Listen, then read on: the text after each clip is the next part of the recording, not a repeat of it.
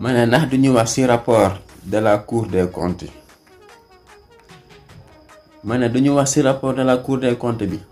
Covid 19 ay lii arnaque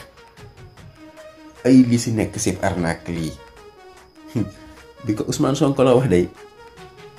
ñu bëree génn naan non dafa bëri wax quoi instant yi taluñu yooyu quoi affaire Covid bi xam nga jéem a seet nu ñu ko xeexee bu mu koy wax. ana justice bi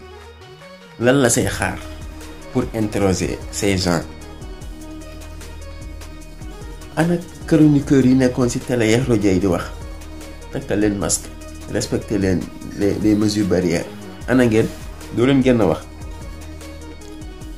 ka si mel ni El Hadj Assane Gueye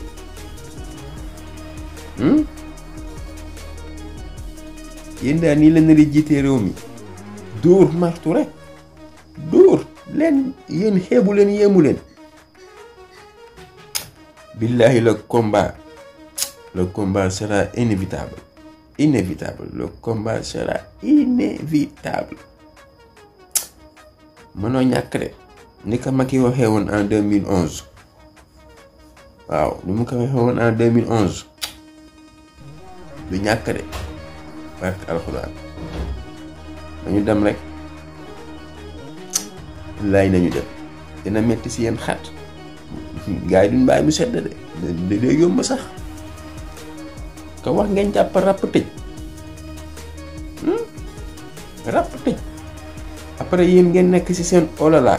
ngeen ni def seen tuux yi doon naa seen yu toj kenn du wax alors dañ dem